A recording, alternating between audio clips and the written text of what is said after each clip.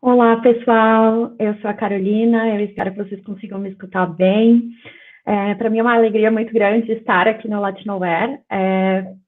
Primeiro, o Latinoware completamente online, né? 100% online. E hoje eu vim aqui contar um pouquinho para vocês sobre como eu faço, né? Sobre a minha experiência em relação à criação de aplicações. E agora a gente está na Latinoware, então eu vou colocar o foco um pouquinho, né? No open source. Mas utilizando integração e entrega contínua. Eu sempre enrolo minha língua para falar essas duas palavras. Bom, uma agenda bem rapidinha aí sobre o que eu vou estar falando. E eu quero contar, né, para vocês todo esse caminho que eu tenho, né, sobre a minha vivência, a minha experiência, sobre como eu faço, né, como eu construo o software. E muito disso, né? A questão de não é certo, não é o que é errado, é aquilo que eu conheço, né? Aquilo que é o meu contexto. E eu espero que vocês gostem, eu espero que vocês possam também compartilhar um pouquinho da experiência de vocês. Essa sou eu, essa é um pouquinho da minha história. Durante quase 6 anos eu tive a oportunidade de trabalhar em uma consultoria global chamada ThoughtWorks, uma consultoria de desenvolvimento de software. E graças a ThoughtWorks eu tive a oportunidade de trabalhar e viver em diferentes países. E também, graças a ThoughtWorks, eu tive a oportunidade de me mudar para Berlim. E aqui, hoje, eu trabalho como desenvolvedora de software na Doodle, que é essa empresa com esse site aqui na fotinho de baixo. E a minha grande paixão são minhas cachorras, que são essas duas coisinhas que estão aparecendo aqui. Atualmente, meu papel é front-end engineer e eu me descobri bastante como desenvolvedora de software, conhecendo a experiência de outras pessoas e compartilhando essas experiências em eventos como a Latinoware.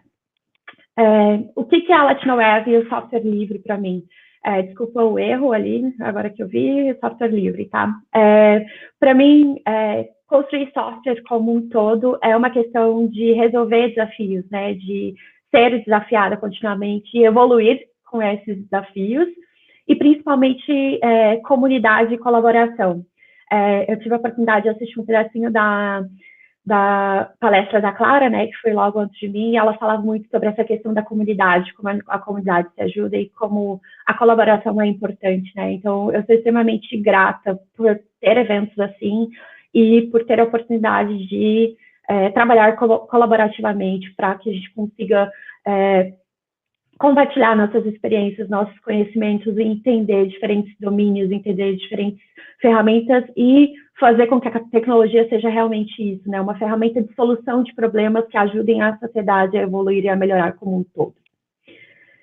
Então, vamos lá para aquilo que eu me propus, né, para esse evento, para essa palestra, que é construir uma aplicação open source e usando ferramentas open source. Foi uma brincadeira, né, assim, uma coisa que, como eu disse no começo, né, eu gosto muito de cachorro, então eu quis, né, tipo, por prazer, construir essa aplicação que é para me mostrar cachorros, para eu ficar ali, tipo, clicando em um botão, pesquisar, ver cachorros, né. E eu construí essa aplicaçãozinha bem rapidamente para compartilhar um pouco de como eu sigo esse fluxo, né, de ideias e de pensamentos para poder mostrar para vocês como eu vejo, né, os processos de criação de ferramentas, principalmente ferramenta open source e colaboração. Se tu gosta muito de gatos ou de outros animais, pensem nesses animais aqui nesse momento, né, substituam na cabeça de vocês os cachorros por gatos, mas, como eu disse, eu sou muito apaixonada por cachorros, então eu fiz baseado nisso. Para eu construir uma ferramenta, eu preciso idealizar, né? Para eu construir uma aplicação, eu preciso idealizar essa aplicação. Eu preciso saber quais são os problemas que a gente gostaria de resolver, qual é o resultado que a gente quer atingir com essa aplicação e quais são os nossos possíveis usuários. Então, é muito importante a gente ter essas perguntas e ter a resposta para essas perguntas, porque não adianta de nada eu simplesmente querer construir uma aplicação se eu não sei como eu quero evoluir essa aplicação e onde eu quero chegar, né? O que eu quero atingir. Então, isso é bastante importante. E também pensando nos nossos usuários, né? Tipo, qual é o nicho de pessoas que a gente quer atingir, né, com essa aplicação? Por exemplo, nesse caso dos cachorros, eu tenho certeza absoluta que pessoas que gostam de cachorros iam ficar ali clicando o dia inteiro, vendo fotos diferentes de cachorros, né? Então, a gente tem que pensar em quais são os possíveis usuários. E para eu idealizar a minha aplicação, para eu conseguir começar o passo a passo, né, de criar essa aplicação, eu gosto muito de ter um tracking das coisas que eu estou fazendo. Então, eu crio um User Stories, um board. E aqui eu trouxe essa ferramenta para mostrar para vocês, porque é uma ferramenta muito interessante, é uma ferramenta open source, é uma ferramenta free, é uma ferramenta livre, e ela se chama Taiga, e ela é muito dinâmica. Com ela a gente pode criar diferentes cards, a gente pode criar tickets técnicos, a gente pode colocar pessoas, a gente pode criar toda a questão da descrição do que precisa ser feito em uma determinada atividade, tudo. Então, se vocês verem aqui na figura do lado, eu estou ali falando tudo que eu já fiz, né, na coluna de Done, que é, por exemplo, integrar com o Travis, integrar com o Heroku, eu quero mostrar tal coisa. Então, eu vou anotando ali todas as coisas que eu preciso que sejam feitas na aplicação, para eu também conseguir traquear, para eu conseguir ver aquilo que está sendo feito, aquilo que está sendo em progresso. Uma coisa muito importante também é sempre nos lembrar, né, de que software é sempre colaboração, especialmente software livre, né? A gente não está criando coisas sozinhos, né? A gente está aqui nesse mundo para colaborar um com o outro, né? E é muito importante, quando a gente pensa em colaboração, a gente associar isso a controle de versão. Aqui eu estou usando o Git com o GitHub, e para essa aplicação, inclusive esse repositório que eu estou mostrando aqui é o repositório do Search for Dogs, que é a aplicaçãozinha que eu criei e mostrei no começo. E por que a gente precisa de controle de versão, né? Porque a gente precisa ter a certeza de que as pessoas estão sempre trabalhando nas últimas versões que nós temos da aplicação. Então, não adianta eu estar trabalhando em uma versão X, outra pessoa estar trabalhando em uma versão Y, porque isso vai gerar conflitos e isso vai gerar problemas. É muito importante também a gente sempre atualizar as documentações, porque como a gente está construindo uma ferramenta que é open source, uma ferramenta que é para ser colaborativa, a gente precisa colocar como rodar essa aplicação, a gente precisa explicar para as pessoas como essa aplicação precisa ser instalada, a gente tem que dar essas informações para quem quer colaborar com o nosso projeto, né? E eu acho muito importante também construir um guideline de colaboração, que é dicas de como, por exemplo, uma PR, né, uma pull request vai ser aceita, como que eu vou mejar o código de uma pessoa no meu código. Então, é muito importante a gente ter esses guidelines que vão guiar as pessoas que querem colaborar com o nosso projeto, para que elas tenham também essa possibilidade de seguir coisas sem ter que gerar um retrabalho, né, de seguir aquelas indicações que nós temos, que eu gostaria de ter no meu produto, né, do que eu gostaria de ter na minha aplicação. Então, isso é muito importante, e o controle de versão, ferramentas como Git e GitHub estão aí para ajudar a gente com isso. O próximo passo é nós escolhermos as ferramentas que nós gostaríamos de usar na construção da nossa aplicação. Aqui em cima, eu trouxe para vocês aquilo que eu escolhi para construir essa aplicaçãozinha. Como eu disse, é algo muito simples, é algo que eu fiz rapidamente, com uma complexidade muito pequena, porque eu queria que a gente tivesse mais foco na discussão dos conceitos do que simplesmente qual é a complexidade da aplicação e tudo mais, o que ela faz, o que ela não faz. Então, eu comecei essa aplicação com o Create React App, que é uma biblioteca open source, mantida pelo Facebook, criada e mantida pelo Facebook, porém open source com muitos contribuidores, e ela facilita muito a vida de nós, desenvolvedores React, que gostaríamos de criar uma aplicação do zero. Então, o Create React App é maravilhoso para isso, a gente consegue com um comando já setar tudo aquilo que é necessário para rodar uma aplicação React. Aqui do lado, que é esse Dog API, é uma API aberta, também open source, que nós podemos, inclusive, enviar fotos dos nossos cachorros para eles através de pull requests. Foi a API que eu escolhi para mostrar as fotos dos cachorros. Eu não quis construir minha API, e aqui nesse caso eu queria me focar em construir uma aplicação front-end, então eu usei essa Open API que já está fornecendo tudo aquilo que eu preciso, né, que são as fotos de diferentes cachorros, diferentes raças, diferentes tipos de cachorros, então estava ali, e eu consegui essa Open API através desse repositório que eu coloquei aqui embaixo, que é bem interessante. Se vocês quiserem construir outras aplicações que são aplicações front-end que consumem APIs abertas, é muito interessante. Essa é uma página do GitHub que chama Public APIs, e lá eles têm uma lista gigantesca, desde receitas, de comida, de museus, enfim, todos os tipos de coisas que vocês imaginarem, de esportes, tudo a partir Open APIs, né? Então, APIs públicas que a gente pode utilizar para as nossas aplicações. Eu utilizei também nessa aplicaçãozinha o Semantic UI, porque eu queria dar uma carinha mais bonitinha para os botões, para o formato das figuras.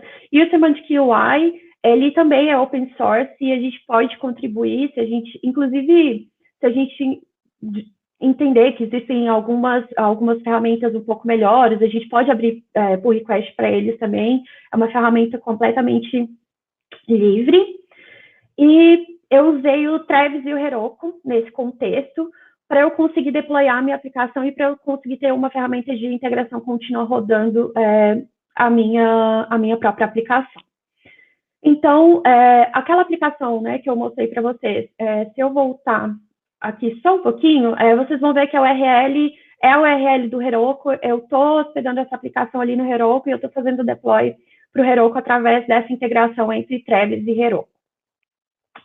Então, vamos falar um pouquinho sobre essa questão, né? A gente já falou sobre a criação de histórias de usuário, a gente já falou um pouquinho sobre a seleção de ferramentas, e vamos falar um pouco sobre práticas, né? Essa é uma prática que eu acho muito importante, que é o Test Driven Development, ou desenvolvimento orientado por testes. Essa ideia surgiu há cerca de 20 anos atrás, quando o Kent Beck lançou o seu primeiro livro, a primeira versão desse livro que está aqui no cantinho, que é o Test Driven Development by Example. E ele traz uma ideia muito interessante, que é: eu escrevo um teste que vai falhar, porque eu começo o desenvolvimento da minha aplicação pelos testes e não pelo código de produção em si. Eu escrevo um teste, eu faço esse teste passar, realmente desenvolvendo, por exemplo, no nosso caso aqui, um componente que atenda às expectativas daquele teste, e então, quando o meu teste passa, eu refatoro. Isso aqui é uma explicação muito, né, por cima do que é o TDD. Inclusive, logo após a minha palestra, a gente vai ter aqui nesse palco apresentações sobre TDD, então fiquem ligados. Mas esse é o contexto, né, do que é o TDD. E eu queria mostrar para vocês um pouquinho sobre um pouquinho de código, né? Eu não tenho como mostrar aqui ao vivo, mas esse é o meu componente. Se vocês forem lá no GitHub do Search for Dogs, daquele repositório que eu mostrei, a gente vai ter exatamente esse código lá. Esse aqui é o meu componente, é um componente React, e aqui, se vocês verem, eu tenho uma imagem, um botão, e nesse botão eu tenho o texto escrito Show me a Dogo. Se a gente volta lá no print que a gente tem da aplicação, é exatamente esse botão aqui, com esse texto, né? Show me a Dogo. Bom, aqui está o meu componente e a ideia é, o TDD me diz, quando eu quero fazer, por exemplo, uma alteração em algo que já existe, ou quando eu quero criar algo novo, a primeira coisa que eu vou fazer é escrever um teste para aquela alteração ou para aquele componente novo que eu estou escrevendo. Aqui é o teste que eu tenho com o texto Show me a Dogo, por exemplo, e esse teste está relacionado a esse componente que eu tenho aqui, o código. Eu quero fazer uma alteração, por exemplo, eu não vou, como eu disse, né, é uma aplicação muito simples, é uma aplicação que só tem um botão e que me mostra imagens, eu não quero trazer nada de complexo, eu só quero fazer uma alteração desse texto, desse botão. Então, tá em inglês, eu não quero inglês mais, eu quero algo que seja, me mostra um outro texto. Novamente, né, quando a gente pensa no TDD, a gente está ali, a gente tem que, o primeiro passo nos diz que nós temos que escrever um teste, e um teste que fale, porque a gente vai alterar aquela implementação. Então, o que eu tenho aqui? Eu tenho um teste. E aí, o que eu fiz? No meu teste, eu criei um teste dizendo, eu quero que tenha um botão e o botão tem que ter esse texto. Que ao invés de ser show me a doggo, vai ser mostrar um doguinho, por exemplo. E para esses testes que eu estou escrevendo nessa aplicação, eu estou usando uma outra ferramenta open source que se chama Testing Library, e especificamente a React Testing Library, que é exatamente uma ferramenta de testes que vem quando a gente usa o Create React App para criar a nossa aplicação, ele já vem por default e é muito interessante, é uma ferramenta que está sendo bastante utilizada, e eles têm também o Angular Testing Library, então é uma ferramenta que tem bastante suporte da comunidade, e é muito interessante porque as pessoas estão sempre respondendo as nossas dúvidas, então tem bastante suporte da comunidade, e isso é muito importante para ferramentas open source. Então, eu estou aqui escrevendo um teste que eu quero dizer que meu botão vai ter esse texto a partir de agora. Eu rodei o meu teste, e aqui eu tenho uma falha. Óbvio que eu vou ter a falha, por quê? Porque o segundo passo de TDD é justamente, o primeiro passo de TDD é justamente escrever um teste que falha, e eu fazer no segundo passo esse teste passar. Como que eu faço esse teste passar? Eu crio a implementação que faça com que aquele teste passe. Então, ao invés de ter o show me a doggo, eu vou ter o texto que eu estou esperando, o novo texto que eu quero incluir na minha aplicação, que é mostrar um doguinho. E então, eu volto e rodo novamente esse teste, e esse teste está passando. Por quê? Porque agora a minha implementação está condizendo com o meu teste. Então, tudo funciona. E eu vejo em verde que o teste passou.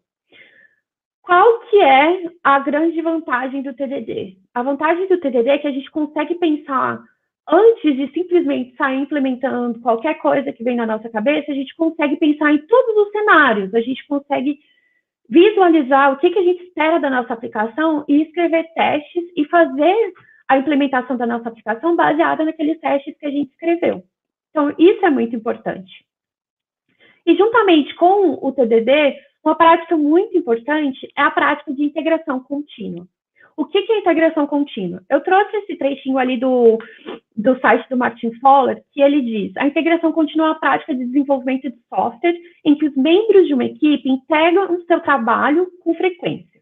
Cada integração é verificada por um build automatizado, incluindo testes, para detectar erros de integração o mais rápido possível. Primeira vez que surgiu esse conceito de integração contínua foi em 1998, quando também o Kent Beck escreveu esse livro, chamado Extreme Programming Explained. É um conceito que já foi levantado lá em 1998, quando o XP veio à tona. E é muito importante a integração contínua, por quê? Porque somente quando as minhas alterações foram construídas com sucesso, ou seja, eu tive um build successful, na ferramenta de integração contínua, meu trabalho será concluído. Eu não posso dizer que a minha aplicação está 100%, está tudo funcionando, se eu não tive um build successful, né? Um build que teve sucesso. E em um ambiente de integração contínua, um build não pode falhar e permanecer em um estado de erro por muito tempo, sem ser corrigido. O mais rápido que um build seja corrigido, o melhor, porque as pessoas vão estar colaborando de uma forma mais ativa. E o resultado disso tudo é que existe um software estável, que funciona corretamente com menos ou poucos bugs. Então, aqui, eu estou mostrando para vocês o Travis, tá? O Travis, ele é uma ferramenta, ele não é open source, mas ele é grátis, e ele é muito fácil de ser usado para projetos open source. Então, não existem cobranças, e o marketing deles é exatamente isso, né? E sempre será grátis para ferramentas open source. E aqui, a integração contínua é principalmente sobre comunicação. Ela permite que os desenvolvedores informem uns aos outros, né, de forma direta ou indireta, sobre as mudanças que foram realizadas. Então, por exemplo, aqui, quando eu fiz uma alteração, se, por exemplo, uma pessoa faz um fork do repositório agora e vai puxar alguma alteração, vai fazer uma PR, ela vai saber que está tudo bem, porque o Travis, ou qualquer que seja a ferramenta open source, a ferramenta de integração contínua que ela está usando, está mostrando, não, está tudo bem, está verde, pode fazer suas alterações. Da mesma forma, quando eu venho aqui no Travis, eu posso ver, eu não estou conseguindo mostrar aqui para vocês, mas tudo bem. Eu posso ver também o outro lado, que é o lado da falha. Então, ali no build, ali na ferramenta que eu escolhi, ela vai te dizer por que o seu build está falhando, o que aconteceu, quais foram os passos que falharam, por exemplo, os testes que falharam. Então, a gente tem ali o feedback direto daquilo que está bom, daquilo que não está bom, daquilo que precisa ser alterado. Então, isso é muito importante. É extremamente colaborativo isso, né? Bom, aqui eu coloquei para vocês algumas ferramentas de CI que são open source. Eu coloquei o Travis aqui no cantinho com asterisco, principalmente por essa questão que eu mencionei, né? Ele não é uma ferramenta open source, mas ele é free para projetos open source, então ele é muito fácil de ser utilizado, então é muito importante. E existem várias outras ferramentas, como o Jenkins, que é bastante famoso, o Go, SpinMaker, o Concourse. Então, existem várias oportunidades, várias para diferentes gostos, né, no mercado. E um conceito que é muito atrelado ao conceito de integração contínua é o conceito de entrega contínua, que é uma série de práticas projetadas para garantir que o código possa ser implantado de forma rápida e segura em produção, entregando cada alteração em um ambiente de produção, garantindo que tudo funcione conforme esperado. Então, é uma disciplina, certo? Você cria o software de forma que ele possa ser lançado em qualquer momento para a produção. Então, por exemplo, cada alteração que eu faço, essa pequena alteração que eu fiz no botão, no texto do botão, eu preciso lançar, eu preciso fazer com que ela seja possível de ser entregue em qualquer momento para a produção. E seja isso de uma forma automatizada, com a minha configuração na minha ferramenta CI, nesse caso, por exemplo, o Travis, ou seja isso de forma manual, quando, por exemplo, eu acesso o Heroku, que é onde eu estou hosteando a minha aplicação, e eu vou lá e clico manualmente, fazer um deploy manual. Então, é uma disciplina em que, como a solução do problema, no caso, a criação da aplicação, é sempre pensada para que cada alteração seja entregue continuamente em produção. Então, como eu mencionei, aqui eu tenho uma imagem do Heroku, né, me dizendo que eu posso fazer deploys automáticos ou que eu posso fazer deploys manuais. Então, nesse caso aqui, eu tinha feito um deploy manual só para mostrar para vocês como são os passos. Por exemplo, eu escolho uma branch, nesse caso eu escolhi a master, eu fiz o deploy dessa branch, e aí tá aqui, ó, tudo verde, perfeito. Heroku atualizou a aplicação que eu tenho no ar com a última versão da branch.